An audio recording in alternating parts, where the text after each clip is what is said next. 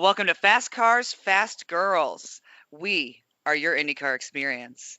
And this week, Molly and I have two very special guests with us. We have the team principal from Force Indy, which is one of our new teams in the Road to Indy series. And we also have driver Myles Rowe, who is their driver this year. And we are very excited to be chatting with them and very excited to hear about all the forward momentum and things they've got planned for this next season. Woo! We like to pretend there's a. Thank you guys for Yeah. having us. It's a pleasure. Well, you're very welcome. Thanks for coming on. We are excited to chat with you. Yeah. So let's see. I think we'll just ask you both the same questions, maybe kind of tweak here and there. But one of our favorite things to know is how you got into motorsports. What gave you the motorsports bug? Because we have a pretty firm theory that most people who end up here start out as just fans and then really just fall in love with it. And some end up being professionals, and some of us are just professional fans. So how'd you get the motorsports bug?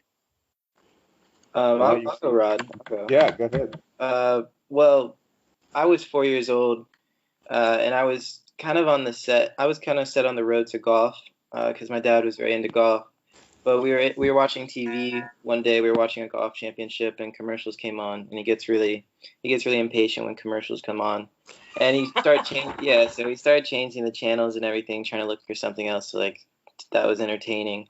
And then Formula One came on, and it was the blue and yellow Reynolds, driven by Fernando and I think Fisichella at the time. But when I saw them going around the track that one time, I was hooked. I mean, it was just. I had to do exactly what they were doing. It was like they were a bird, and they could do whatever they wanted, and you could just see them like being the fastest out there, the fastest in the world, and that was something I wanted to do always. I've always been a free kind of person, so when I saw that, I was like, that's what I need to do in my life. You're like, that's it. That's for me. Exactly. It is kind of that first time you see a car on the track, whether it's on TV or live, because Formula One does a great job with their camera angles of showing the speed. And IndyCar is doing a much better job now that we've got NBC doing our videoing. Because sometimes it can be kind of hard to see how fast they are, but yeah, when you see that and then see it in person the first time, that's like if there was any doubt from your mind, it's gone. Yeah, exactly. So that's very cool. So you've had the bug for quite a long time. Oh yeah, for sure. It was one of those things where it was just like something you were born with, and I just had to see that it was there and possible. Said like a true race car driver. Yeah. There's just, I'm a nurse in my day job, and so people always say it takes a special kind of person to be a nurse, which is true. But it just like there are lots of jobs that I couldn't do, so I feel like I could say that about most things, but especially race car drivers, because you guys have, all this risk and all these things you're doing, and that's almost never what's on your mind. It's about how can we get faster? How can we do better? You guys are almost fearless, it feels like. Mm-hmm. Yeah, you have to be.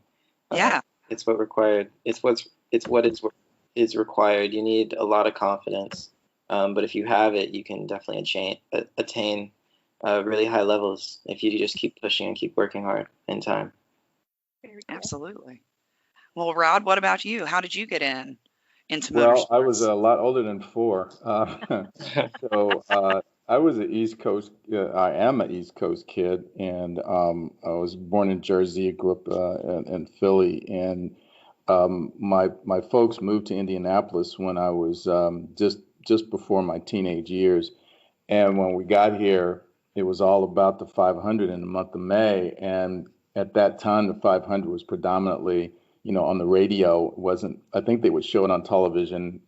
But with a delay. Delayed. And so we would barbecue and, turn the race on, even though my family wasn't really into racing. And we would listen. And I would just be stuck to the radio. And, you kind of heart racing when you hear all this stuff. And, you want to know who's going to win. And I always wanted to go to the race. And my parents were like, we don't, it's almost like that's not for us.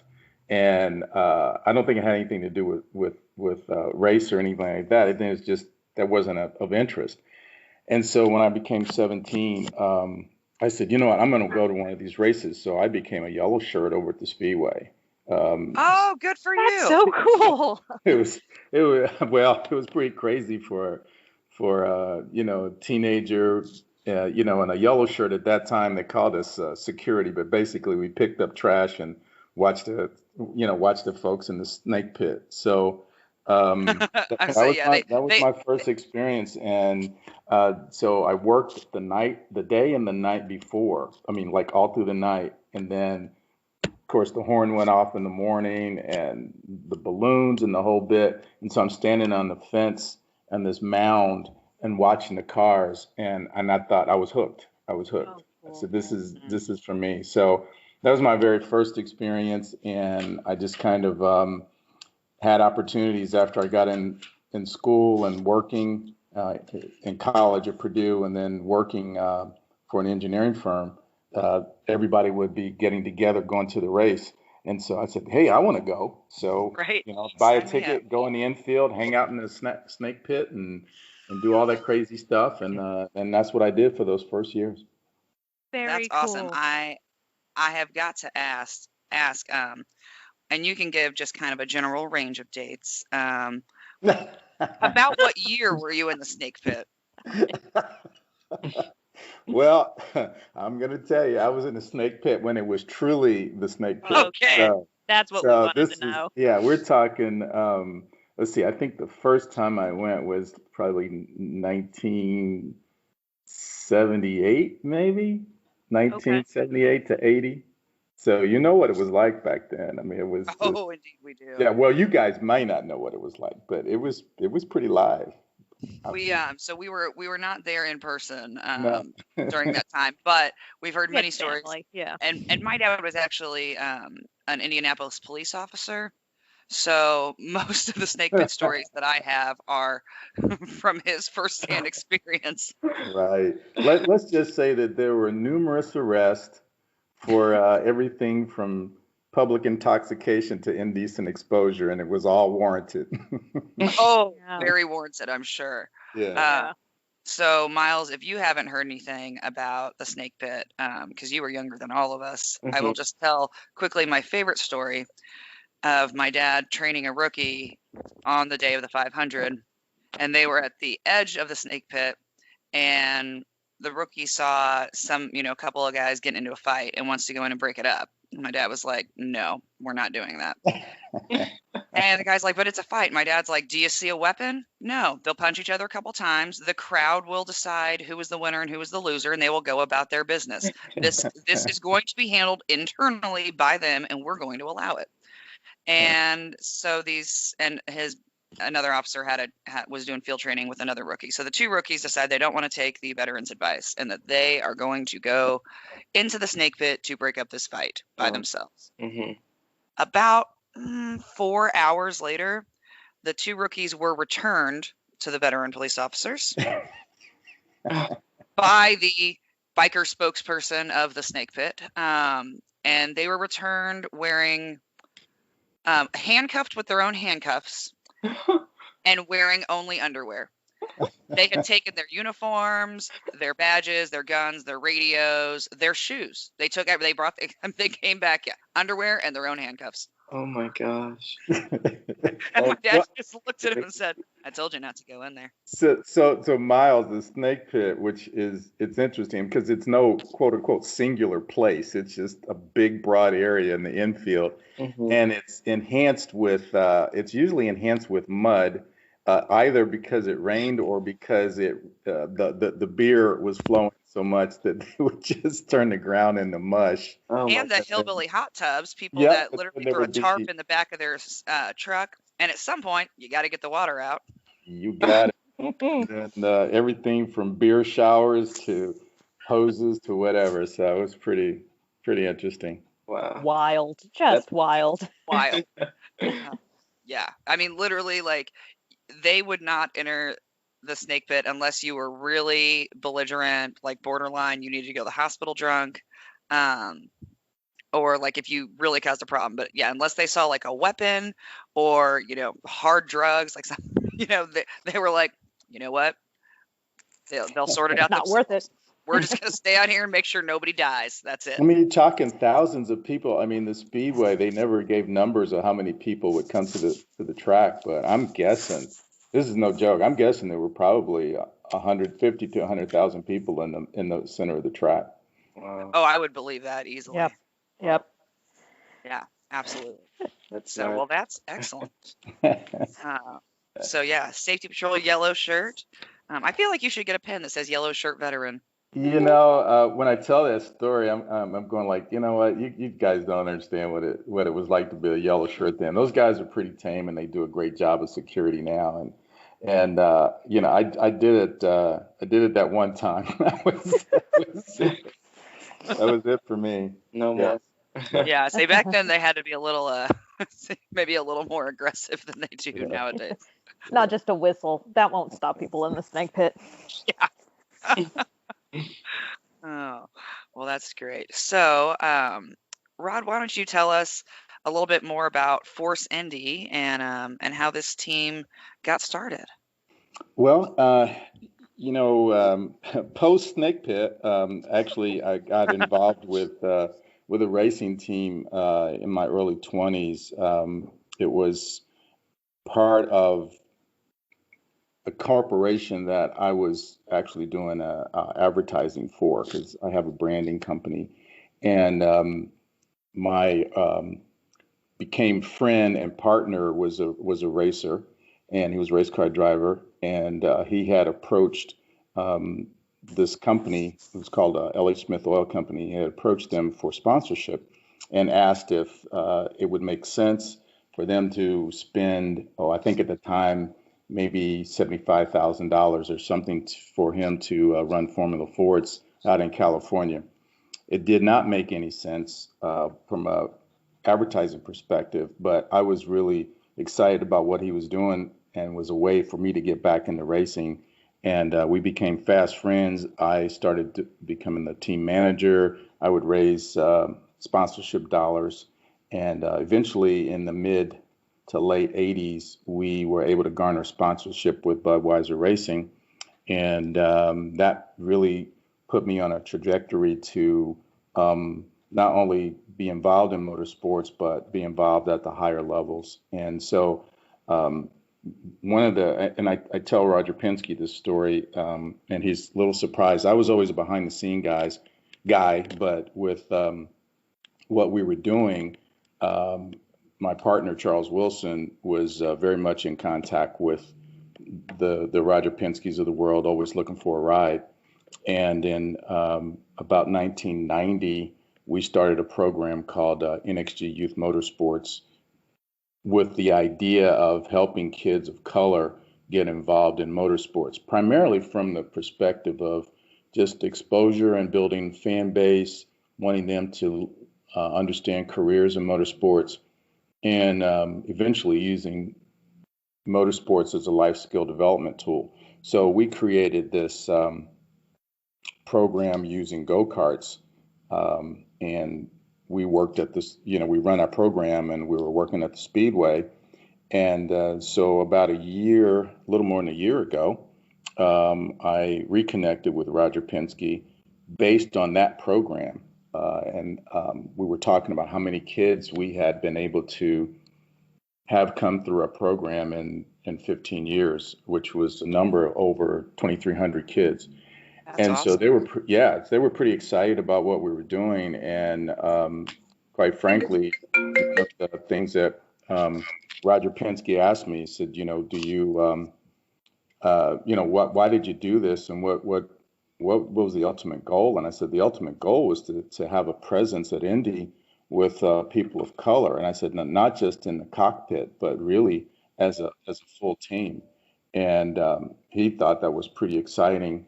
And at the time, and I'm sure Myles will tell you his story, but I had been introduced to Myles when he was like 14. He didn't know it. I talked to his parents just briefly, and we had never met face to face, but I sort of knew of him. Well, there was an opportunity for Myles to do a USF 2000 test, and Roger Penske asked me to go, and he said, tell me what you observe and what you think of this young man. And because Myles had been introduced to him through Will Power. Oh, very So cool. yeah, and we ended up, He's a good guy. yeah, watching Myles take a test, and when we got finished, he called me and asked me what I thought, and I said, yeah, I think he's a very talented young man. And I said, not just in the cockpit. I said, I like his demeanor outside the cockpit. And he said, you should put together a team. I said, oh, okay. Should I? Should I now? Should I? Sure, Roger. Sure.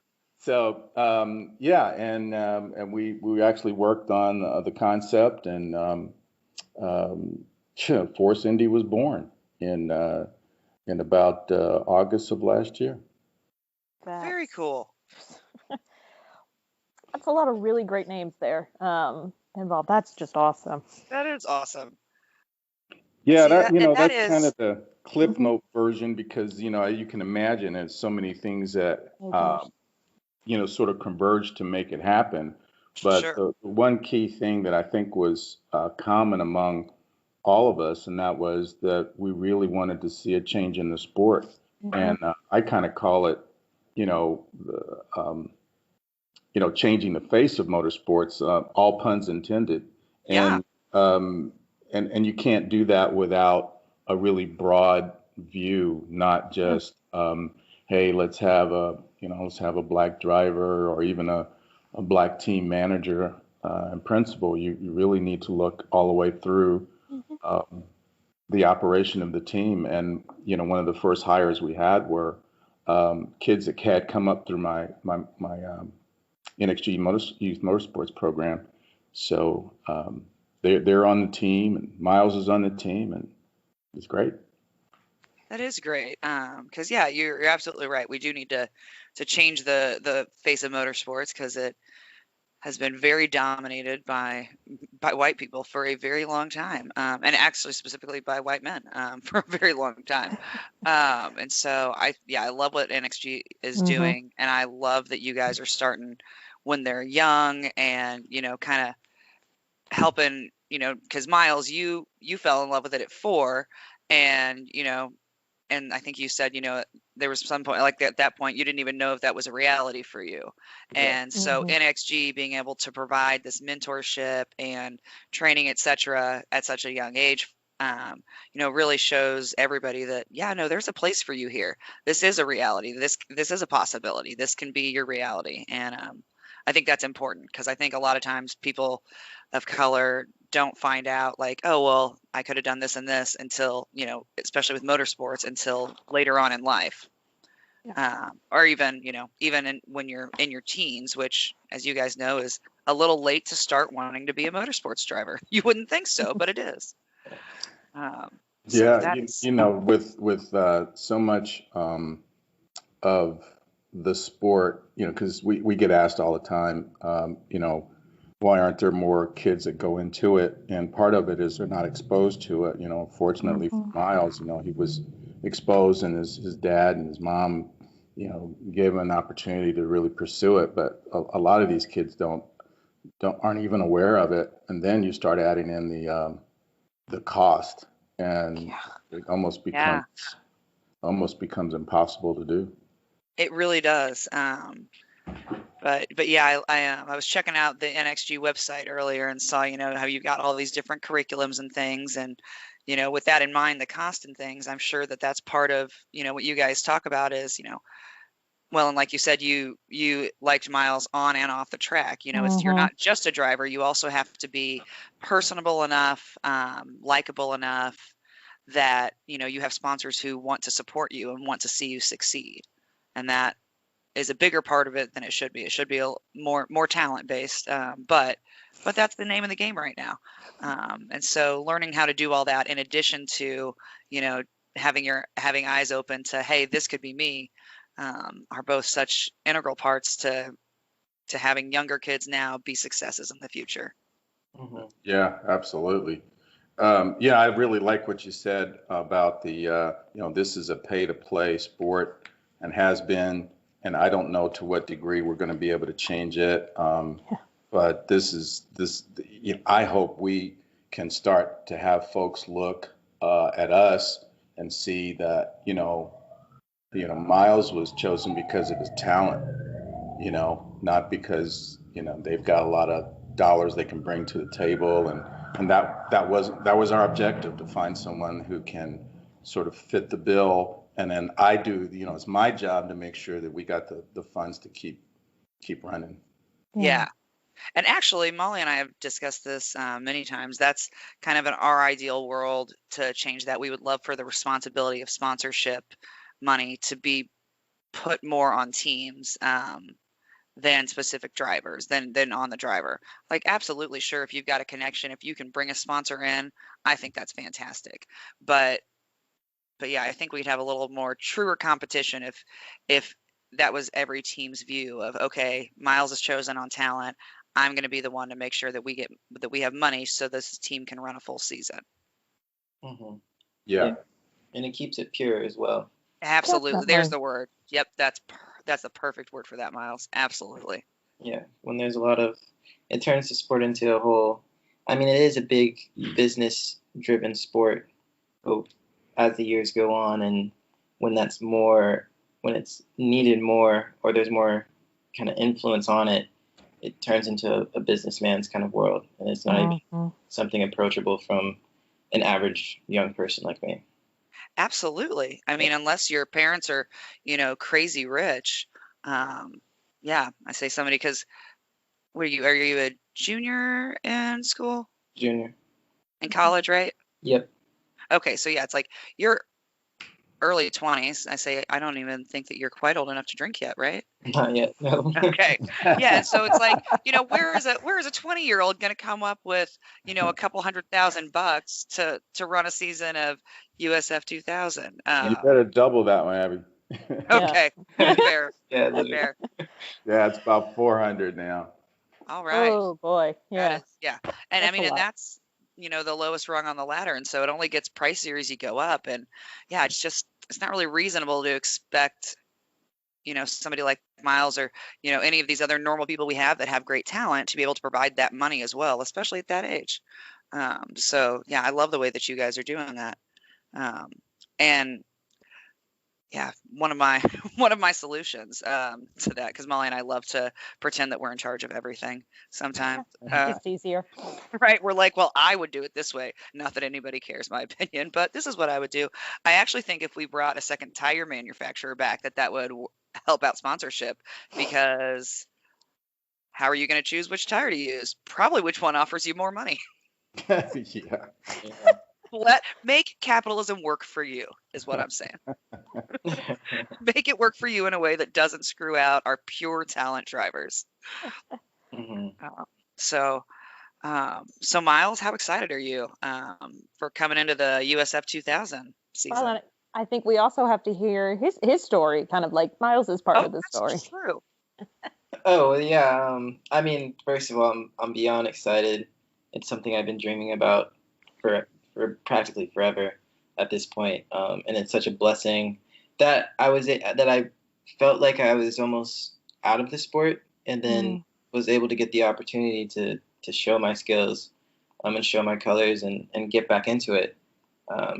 But yeah, what happened was we got a call from Rod one day talking about a test and everything. And when we went down to Indy, it was really just, I mean, I was kind of like, I didn't know what was going on quite. Like it was just about showing, like when I got there, it was about showing just my talent, my driving, just how I handled myself. Will was amazing at being able to help me get the opportunity through. And yeah, it was really just about going. It was just a normal test day, really, but making sure that I did what I needed to do, because I haven't been driving for 3 years. So the term athletes use is rusty. I was definitely rusty when I went. So there was definitely a lot of pressure for me to just make sure that I did everything properly while still being rusty and everything. But as Rod said, it didn't show as much that I was that rusty, and they liked my performance. and we just went on from there, and getting selected to be with the team, and just building a few more connections, and really and meeting all the people that Rod has hired too, also from NXG, meeting all the kids from NXG as well when I was down in Indy. That was amazing. That was really cool. It's really cool what Rod has done with NXG, because you can see how the kids, how passionate they are, and you could see versus the emotions I felt when I was kind of alone in karting. You could see them being around familiar faces or just friends of theirs, possibly. Like it was just so much. They had so much fun, and it was so pure. And they didn't have to focus purely on performance, and half of that is because NXG also focuses on just pure what's the word, like skills outside of the car. Like it's not just driving. Like you learn math and all these other things that go into racing and just apply to life as well. So it's like a whole school in a sense, and it was really nice to see them be able to learn over there, because it was you could tell the emotions they had were different from the emotions I had in karting, just because of the difficulties that me and my father took on when we went in there practically alone. Oh, sure. So yeah, it was a great experience, an eye-opening experience, and honestly just a pure blessing. Like I just couldn't feel more grateful when I was down there, because all the cars, just like Rod said, they just fell into play properly. Yeah, that's awesome. Well, I bet they looked at you like a superhero when you went to visit too. Well, it was what got me was you could really see how much better they felt seeing like someone who's done something they want to do, and them, like, since they were karting then when I was there, like them actually doing it, you could tell it was nice to see them like get an extra boost of energy from that, which was very pleasing. Like it's something that everyone needs in any sport, and it's hard to get as a Black person in racing. You're not able to see a lot of people that look like you, that just give you an extra boost, because it's needed and it helps for sure. So it was really cool to see that for sure. That is excellent. I bet that was just awesome. I gotta tell you, when Myles came and I didn't make a big fanfare about who he was or anything like that, and technically we were still vetting drivers, which we did. I mean, we went through, so Myles really shined, not just from the first meeting, but through all the vetting. But he was he got in one of our go-karts, and we're talking about a Honda powered, like 5.5 horsepower go-kart that can run maybe 30 miles an hour. And he was so fast, and kids were going like, "Whoa!" We didn't think a go-kart could do that. Going into the corner. If you remember, Myles, at first time, I mean, we were over at the Speedway. I think we were at the museum lot, and he just like went into the corner and was just knowing how to use the brakes and all that kind of stuff. And you could see a dramatic change from the kids when the next time they went out. They were like trying that, you could see a couple of them going like, "Oh, I think I could do this," So yeah, let me try this out. Yeah, it was good. I didn't know it could do that. Very cool. Yeah, that was a blast. It was a great day. It was one of the best days of my life for sure. Just being around everybody and just seeing all the kids, like it was great. And going in the go-kart at the Speedway, that was a memory for sure. I mean, driving anything at the Speedway it's a big deal. It's pretty awesome. They used to, and they don't do it anymore, but the Wednesday before the 500 it still is community day. Now the drivers go out into the community and do fun things, but it used to be held at the track, and there were a bunch of activities for kids, etc. But one of the cool things is that you could come in your daily driver with a valid driver's license and sign a waiver that if you die, it's not the track's fault, and they would let you drive your car around the track. And not very fast. I think I was like, they limited it at 30. However, I will say with the right car, the state police officers that are posted about every half mile will not come out and ask you to get off the track. But I only pushed it to 50, but I was in a 59 Etzel, and I didn't think they'd mind, and I was correct, they did not. Um, so if the car is cool enough, you can get up to 50 here and there. I passed a minivan that was going like 5 miles an hour. I was like, I can't mess with you today. I could not drive only 5. Like I'll stick around 30, but I have to go faster than 5 on this track. Yeah. Man, and Edsel, do you still have that or access to it?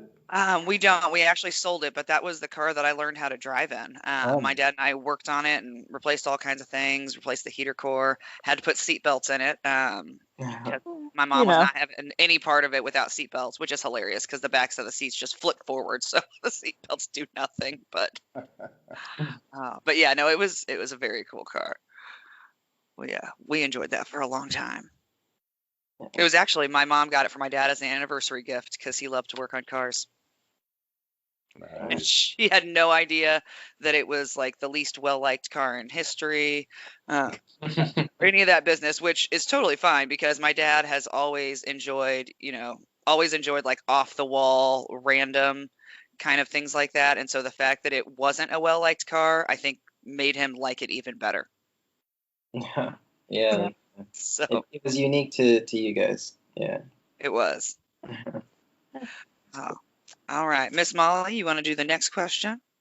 Yeah. Sorry, I had sent the dog ripped up my headphones last time, and I've been struggling with it. Anyway, she's fun. So we're asking this early, but I know Myles, you've been racing for quite some time, and Rod, you've been kind of like you've had teams and whatnot. So like, do you guys have like pre-race rituals? Is there something you have to do either as driver or lead? Like, I have to have this sort of breakfast or play a certain song. Anything you must do like day of race? I don't have. Well, I try to meditate in the morning before I leave the hotel. Whether I do or not, when I'm in the car, I must meditate with the helmet on in the car, gloves on, and just align myself with everything around me.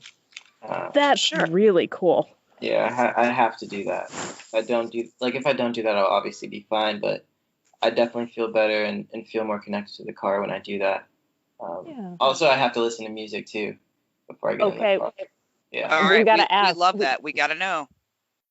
Like what kind of music? Yeah, I like recently, actually, I've been listening to a lot more reggae. My dad's Jamaican, and I have some Jamaican heritage, so I haven't listened to a lot of reggae in the past, but recently I can't stop adding albums. Gotcha. Yeah, so I've been listening to a lot of Gregory Isaacs. That was what I was listening to a lot in Florida when we were practicing earlier. Very nice. I also like a lot of indie rock as well. Yep, I can see that. Like I can name some bands, but you wouldn't know. Bands like the Symposium. Like it goes on forever. You don't know what we do and don't know. Okay, we are wild cards. You never know the band you're gonna know. Would you want me to name some?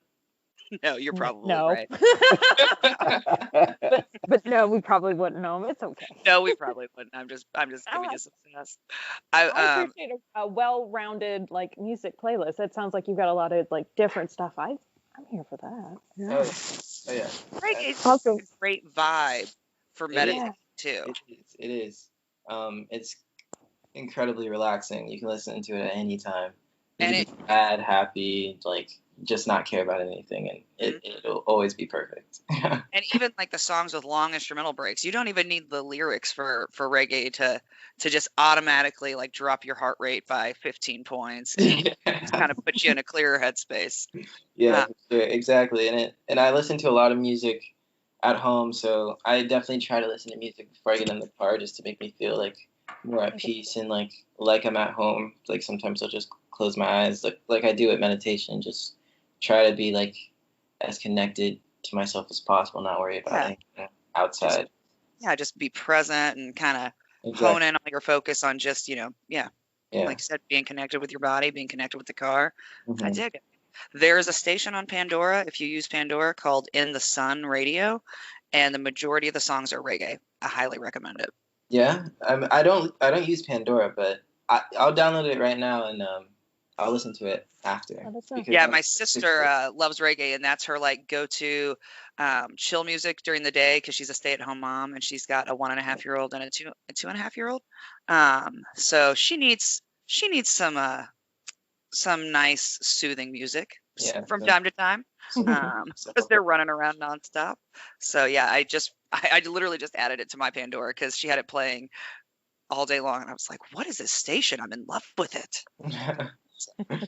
Okay, yeah, Excellent. I'll give it a listen for sure. Yeah, that sounds nice. That sounds very cool, and you've got some Jamaican heritage too, which is just wonderful. So it.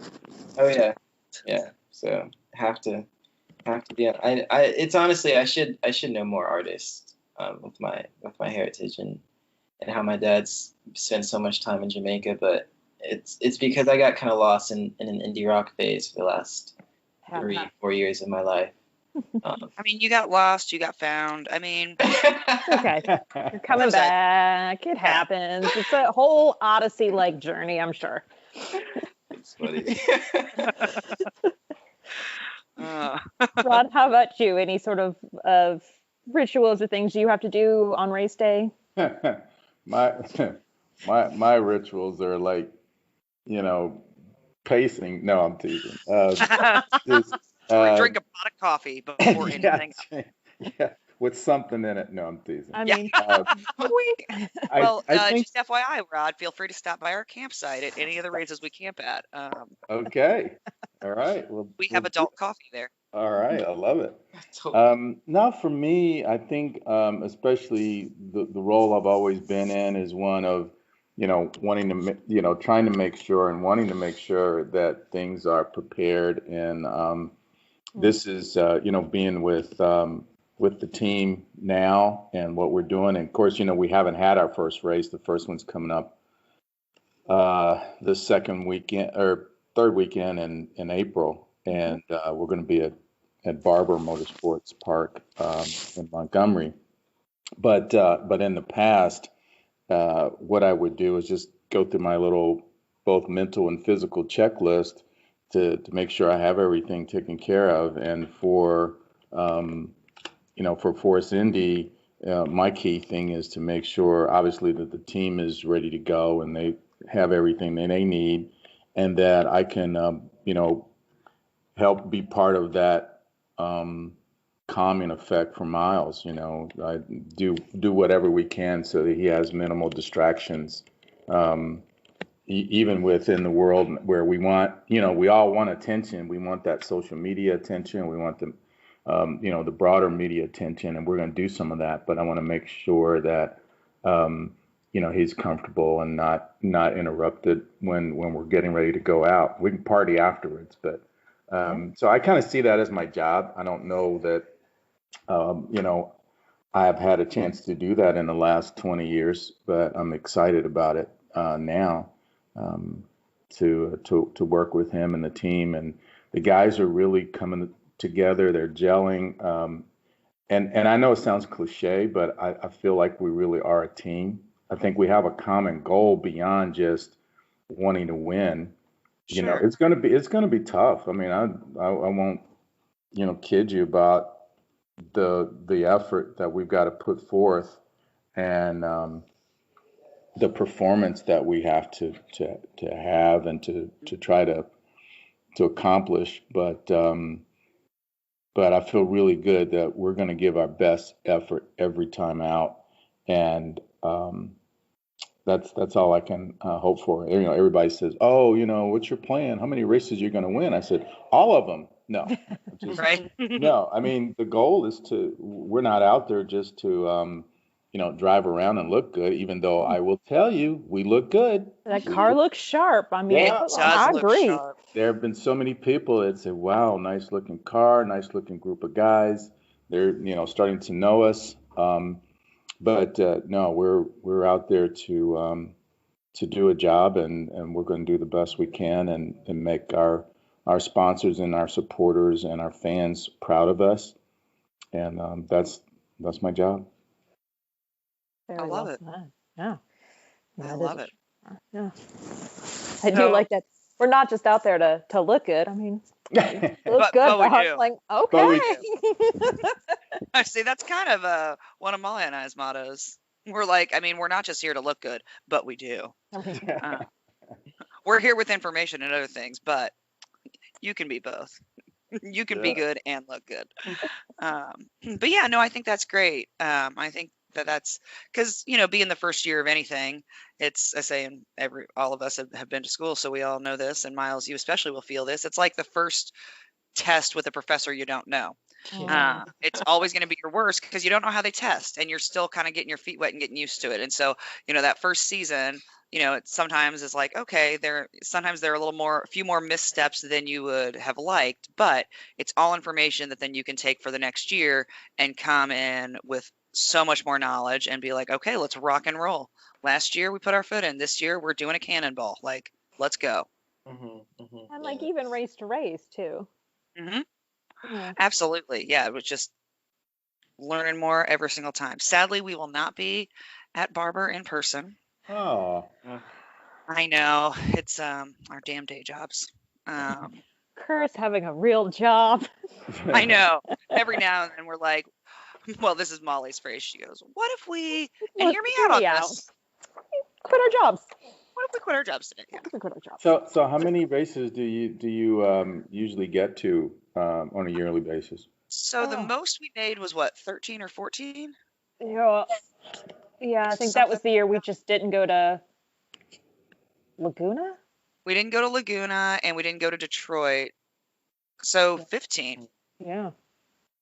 So that was the most we've done. This year we are missing Barber and we are missing Portland, and we actually should be at Detroit for one day, but not both. Detroit. So you'll be and at Texas. you'll And plan we're missing at St. Texas. Pete? We're missing Yeah. Texas. Oh yeah, we'll be at Well, St. Pete. Oh. You're at St. Pete with Miles's permission. You got to come by and check us out. Oh, 100% we will. Yes, please. Yeah. Oh We're yeah, very we will. loud. Don't worry. You'll hear us before you see us. All right. We're good not way. very subtle in the way that we dress on race days. Just sounds weird. I know. We wear a lot of black and white checkers. So we usually stand out pretty well, especially at the races where you can camp. If you're wondering if we're there, just look for the golf cart with the flamingo on top. Oh wow. That's Yeah. us. The whole thing. Oh, But also- Myles, you have no idea. Flag it down for a ride if you need one too. Absolutely. Especially if it's only got Molly's dad driving in it, just screwing around, because he loves to just tootle around, especially at Road America, so he can eat more brats in secret without us knowing. Mhm. But he's very friendly. He will 100% give you a ride. Just say, we know Abby and Molly, and he'll be like, all right, get in. Where are we going? Okay. And are there brats nearby? Yeah, we're going to stop over here at the Johnsonville. Yeah. Would you boys like a brat? Yeah, that's exactly how that would go. So yeah, we would love to stop by at St. Pete. Yeah, please do. And Yeah. actually, if you guys don't mind, we might bring maybe 3 friends with us. Yeah, the more the merrier. It was like, Awesome. as long as the public is allowed to come into the paddock Well, area thanks and everything, that. it might not be possible, but yeah, because we love to get to know younger drivers. It's kind of like when you think of any other sport. I'll use basketball, and my brother-in-law, he and his dad have been following, basketball for years and years. And they're the people that you name any player, they will not only tell you, where they went to college, they'll tell you where they went to high school, because especially here in Indiana basketball is a big thing. And It is so it is. And so he and his dad will literally go to just random normal season high school basketball games to keep an eye on a player that's like up and coming that they think is gonna get into a D1 school for basketball or might go pro, etc. And a lot of people do that with basketball and football, and I think that's another thing that needs to be part of our culture in IndyCar is let's not ignore the road to Indy. These are these are our young drivers that are going to be the future of our sport, and so we love always talking to people in USF or Indy Pro, Indy Lights, just because like we know we're going to continue seeing you on the racetrack, and so We already know by the time you get to the big leagues, we can just have all laid back conversations because we've already asked you all the background questions. We can just chit chat about the car. Yeah, we hope, seriously, we hope you do come by. I think the one thing that is going to be fun about St. Pete, I mean, I've been to St. Pete for an IndyCar race a couple times, and back when I had the Super V team, that was one of the races we did, and it was always a lot of fun and connecting with with the public, being a street race. I'm hoping that they do allow, a strong number of fans and spectators. I think a lot. It just is not the same if they were, not allowing people to see us run. Yeah. It's So, really not. It's yeah. Yeah, it's definitely not the same. And it's like you don't really notice how much you appreciate just the sounds of the crowd and everything until they're not there. Mm-hmm. yeah. Yeah, and then it's like, wow, I've never heard a racetrack sound so quiet, even with cars on track. I feel like so the race, was held in October last year. I feel like the Road to Indy paddock was open. This is my bad memory, though, so nobody. You know what? You're right. It was open because Alex went through there. Yeah. Did they have fans? Yes. Yeah. And they will have fans. They will have fans, yeah, because the city council, this is the nerd in me, the city council voted on it, and they are allowing fans, so. Up to 20,000 per day. That's good. That's really So yep, we have the official approval for fans, so we won't have to have a St. Pete 2.0 like we had last year. Although it did work out well for us because we flew down in March and then they didn't have the race and then they rescheduled it for my birthday.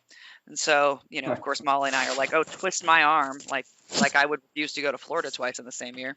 It's like, yeah, we'll go back in the wintertime or in the fall. Oh, don't mind. When it's cold, let's go. Yeah. So Myles, looking ahead, because these are all tracks that you have not raced before. Yeah. I know you did some testing down in Sebring, which is, is not an IndyCar course, but it is a very tough track to drive. It is very physical. Yeah. It is very bumpy. It is. So that's probably your best prep for Detroit, honestly, because Detroit is also very physical and very bumpy. But I don't think USF, Brad, correct me if I'm wrong. I think we raced in Toronto, St. Petersburg and Toronto. Oh, gotcha. Yeah, Detroit? I remember Detroit. Yeah, we're not doing Detroit, unfortunately. Okay. Yeah, wish we were. Good prep for St. Pete and Toronto for sure. Oh, Definitely. absolutely. Well, and let's see. So what other? And I should have looked this up, but I didn't. Sorry, boys. I was looking at my own transmission earlier, because it's been leaking fluid, and I'm taking it somewhere because I don't have the time or desire to mess with it. But I do like to make sure I know they're not overcharging me, and so I diagnose it myself. So how many races do you guys have this season? We have, the planned. Fingers crossed, yeah. Yeah, fingers crossed. We should have 16, because what happens is we have 8 race weekends, or 8 major venues, and we run 2 or in some cases 3 events, or 3 races. For example, I think Mid-Ohio, I believe we run 3 races. But we'll do 2 at St. Pete. I think we'll do 2 at Barber. So we kind of double up. And then when we come here, we will do 1 race additional in the month of May at the Lucas Oil Raceway Park as an oval. Right. That's right. I think that's our only oval. It is. Yep. It is, yeah. It's a nice little oval. They've got a great drag strip out there as well, which all the NHRA fans definitely already know. But yeah, that's a great track. And I don't know what Carb Day is going to look like this year, but I know that a lot of people who either have a designated driver or who, for some reason, don't drink on Carb Day, love to come out to Lucas Oil after some of the festivities on Carb Day. And like it is one of the highlights of their 500 weekends. So you will have a good amount of fans there, I'm sure, because that is a race That's a that wild, everybody looks. loud crowd. It is. Yes, it is. Especially those that rode with only one sober person being the driver. But yeah, it is. It's a very well attended race, just because it's an oval. We're building up to the big oval. So yeah, and then the Grand Prix here in Indy you're doing. Mm-hmm. So excellent. Well, we will see you at a few of these. I'm super jealous that you guys get to end your season in New Jersey and that the rest of the series doesn't get to go there. Yeah, that was kind of interesting. In fact, Miles and I talked about it. I think he's looking forward to that track. We don't. I think there are 2 or 3 tracks where Indy Lights will go that we don't, and then a couple that Indy Pro 2000 will go. Like they go to St. Louis. Oh yeah. Remember the couple other ones that last year Indy Lights didn't run at all. Yeah. But the Pro 2000 went to more of the IndyCar races, IndyCar race weekends. So we're hoping, we're looking forward to it. It's pretty exciting, and we're kind of thinking of it from the standpoint, or at least I am, that all these new tracks are kind of cool. That we get to really, we don't have any bad habits, if you will. Absolutely. Yeah, we're gonna go there and it's like a chess game. You get out there and you know all the pieces, but you just kind of see how you play the game. So exactly, got to see what happens. No, and I love that, like you said, no bad habits to break or anything. Because it's always easier to coach somebody that hasn't already developed bad habits. Yeah. Then you don't have to break the bad habits and then create new ones. You just can run with it. So Rod, which track are you most excited about seeing Myles race on? And Myles, which track are you most excited to race on? You go first, Myles. I'm curious. I'm most excited for Toronto because I don't do a lot of international travel, even though Canada is like right over the border. Sure. But I'm really excited just to travel to Toronto, and I've also never done city courses, so St. Petersburg is also one I'm really looking forward to as well. But I'm more excited for Toronto because of Canada. Well, and to my travel. Well, yeah, you get to travel, and it's a gorgeous course. It's a great for a street course, yeah. It's a gorgeous course. It's a challenging course, and St. Petersburg, you're downtown-ish. We're closer to the water because we use that runway for the big straightaway down the front. Yeah. But you're not like you're a walk to downtown, but you're not like surrounded by buildings and things. Whereas Toronto and also St. Petersburg is a decent sized city, but not huge. Toronto is a big city, and that course is just smack downtown. And so, yeah, I'm with you, Myles. That seems like a very cool one. It's on our list. Yeah, I'm very excited to go on the city courses because I've never done that before ever. So that'll be an experience. I'll be pushing hard and be super focused. I'll be working very hard, but very excited to be in because I love the city. I live in New York City for a reason. I mean, I love it here. So I'm very excited to race in the city and experience that. Like I said, it'll be a lot of hard work, especially since I've never done that. But it'll be an experience for sure. And whatever we take from it, it'll be a memory. So I'm excited.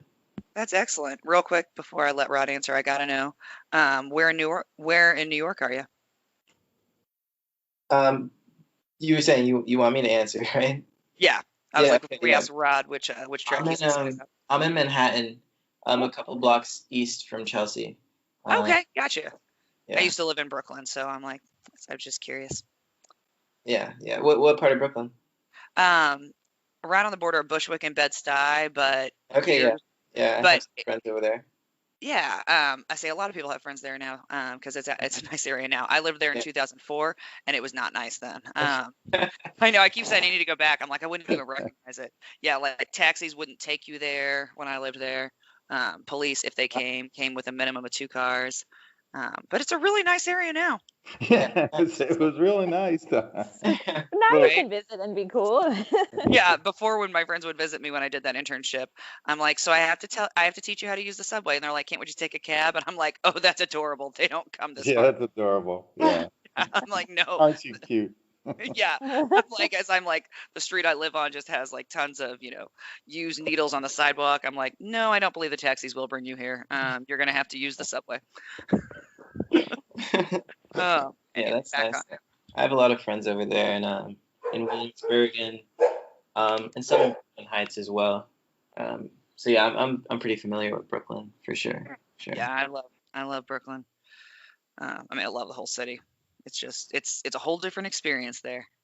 Yeah, yeah. Brooklyn's nice though because Manhattan is like got obviously all the skyscrapers and everything, and it does have it is a vibe, but Brooklyn's like it's city mixed with like a neighborhood kind of feeling, which is it's really nice, and you can get especially the thing is you could get a lot more sun in Brooklyn as well, just because the buildings aren't blocking every street and every street's not in shade, so it's a different kind of environment in a whole just because of that. But yeah, Yes. there's a lot of good restaurants over there. Oh, a ton. Yeah, there's a lot. It's really nice. A ton. Okay, so back to IndyCar business. So Rod, which track are you most excited for? Well, I have to say it, coming here to Indianapolis, running a road course, is probably the one thing that I'm most excited about. Um, for one, I think the road course is very cool. And it's the only course that I have. I've been blessed to have driven around both the oval and the road course, untethered, believe it or not. But I didn't. I mean, I wasn't crazy. I was in both times. I was in a truck, so it's not like I could just really stretch out. But Yeah, they're a uh, little top heavy for the yeah, for any kind of baking, really. yeah. But I've gone around them, and actually I've gone around the road course in a Mustang that I wasn't driving, but but I really like the course, and of course it's the place where Myles did his test, and it's kind of special to see us come full circle from a year ago to be back there, and then at home, and then we're planning. I'm hopeful that. We have a lot of the kids that I've had in the program come out and watch.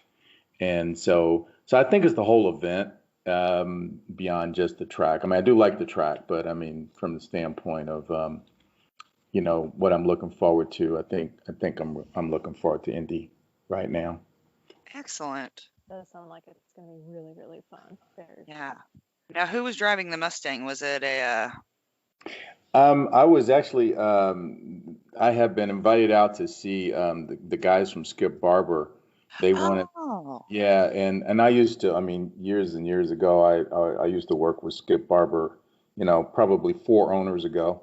But I went out to, they're fairly a new organization. I think they've just been in business now 3 years or so.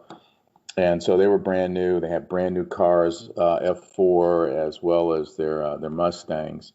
And I had met the owner, um, and so he asked me if I wanted to go around, and I said sure. And I thought I thought I was gonna get to drive one, but Oh, he said, yeah, I'll have so and so take you around. So we did, and it was cool. It was cool, but. very cool. So yeah, one of his Mustangs.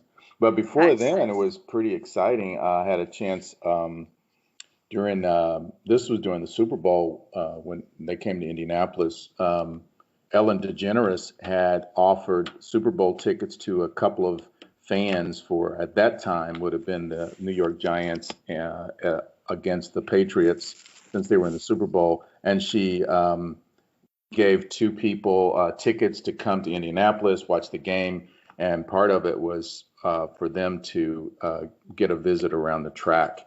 And so they invited Simona Di Silvestre to come out and take them around.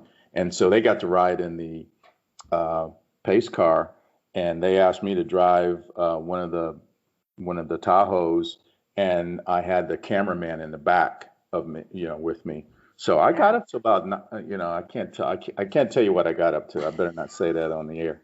But Well, it it's was private property, so actually, it was private property, so and speed I did limits have permission. don't count. Yeah, It's not a public street. that's right. So we had some fun, but driving them around so they could film, and I thought that was pretty cool. That That's is awesome. fantastic. That's really cool.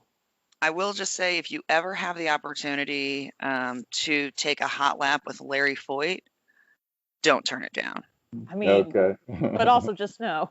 Like when we did a hot lap with him at Portland 2 years ago, there was a moment where I was like, okay, Abby, you are a critical care nurse. And when this rolls over, you're going to need to keep your wits about you so you can direct everybody as to what to do for the trauma that we're going to incur.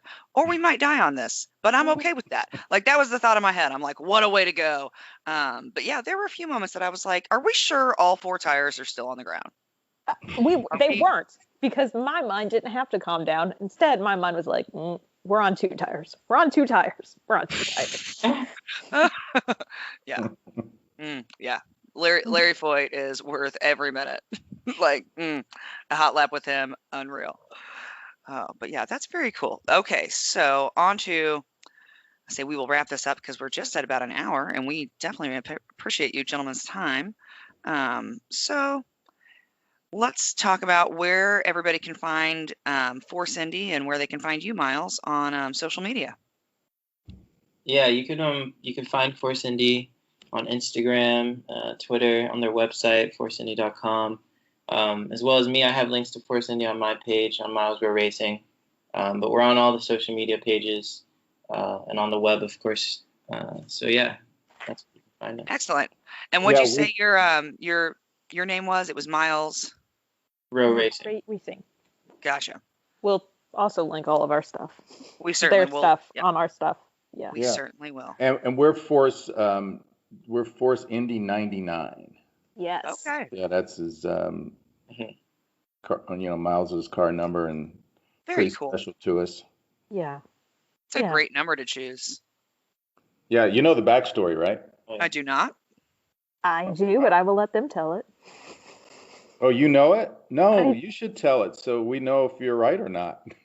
Pop quiz. Oh, see, this is. So she knows it, but she doesn't know it. She's not ready. She's not ready. No. The 99. Oh, it was like the winningest number in the 20s.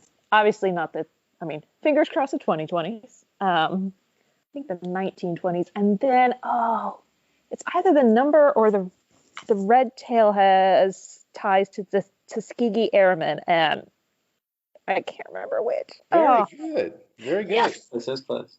Yeah, it's pretty close. All right. I'll take it.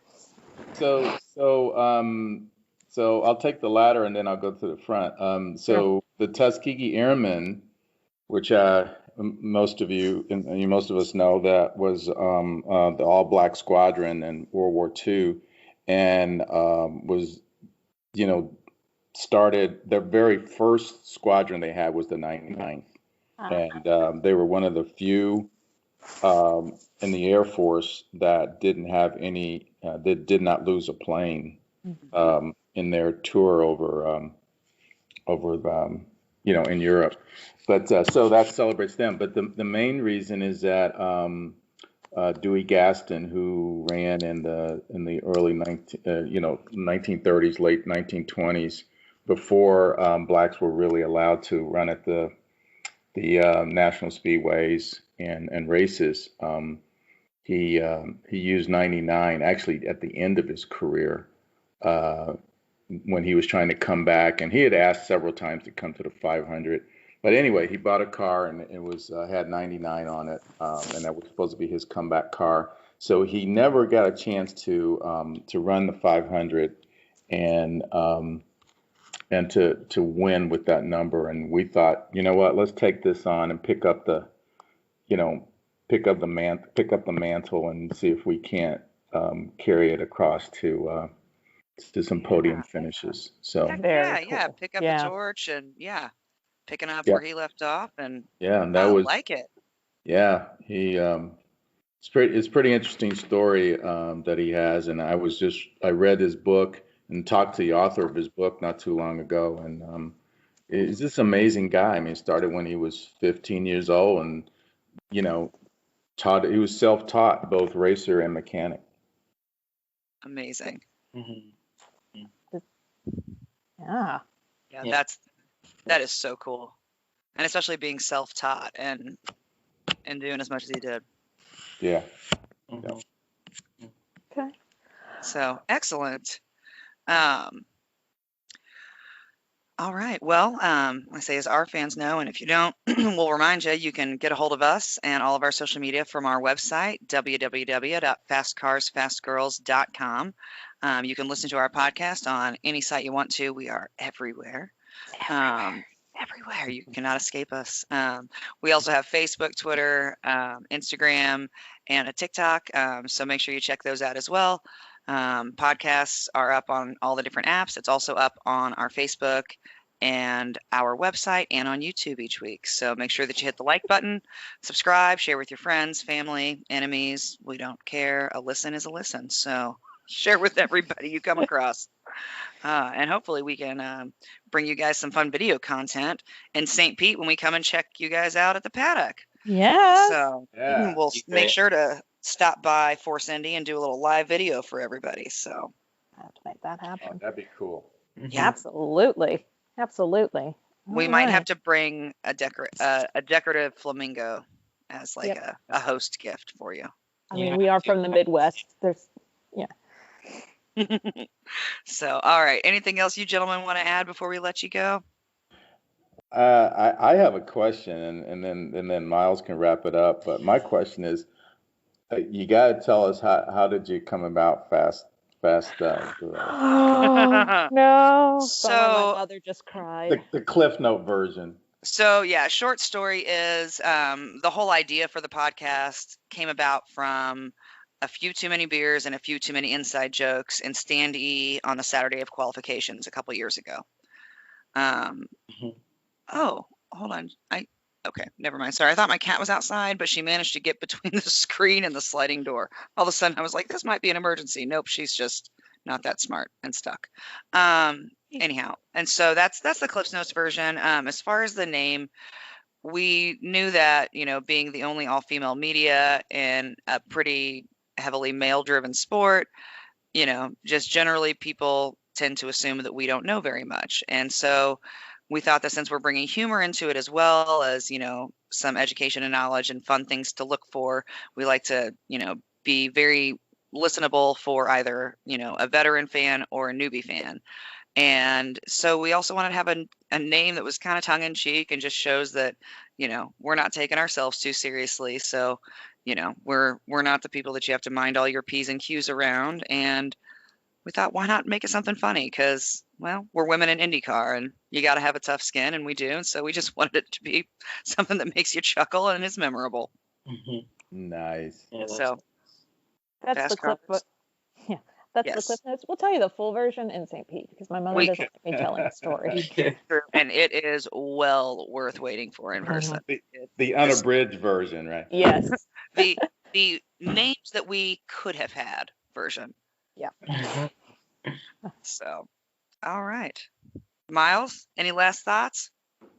No, we touched everything. It was just a pleasure talking to you guys. You guys are great to talk to. I had a lot of fun. Yeah. You Oh, guys were a blast to have on. Thank you. This has been nice and fun. We learned a lot about. Can't wait to cheer you guys on, and hope all of our listeners can. and buy some merch. Don't forget that, people. Yep. Buy Yes. merch. Oh yeah, Merch Madness. It Merch is Madness. Oh, available. I on the like website. Merch Madness. Oh, yes. Miles, we're Oh. about to We- give you part of our advertising budget right there. Oh no. But don't Okay, worry. it's $0. You would just get a fraction of $0. But yes, Merch Madness. Get your stuff now. Get it delivered to your house well before you go to your first race. That way you are ready to go. Because when you get there, maybe they don't have the size you want. Maybe they don't have the style you want. Order it now. It's shipped to your house, and you get it before your first race. So Merch Madness is on. That's I like great. that. Yep. Hey, we like that. Thank you. That's awesome. Oh, so all right. Well, yeah, I agree with everything Molly said. You guys have been awesome. We appreciate it, and look forward to chatting with you probably a little bit further down the road after you've had a few races under your belt and see how things are going. Yeah, it'll be great. I'm super excited for it. Yeah, we'll be Excellent. pushing. We'll be pushing. Awesome. Well, best of luck, and I think we can probably wave the checkered, Molly. Do you have anything else? Nope. I was saying I think we can. This has been awesome. I can't wait. All right, let's wave the checkered, and thanks for listening. Bye.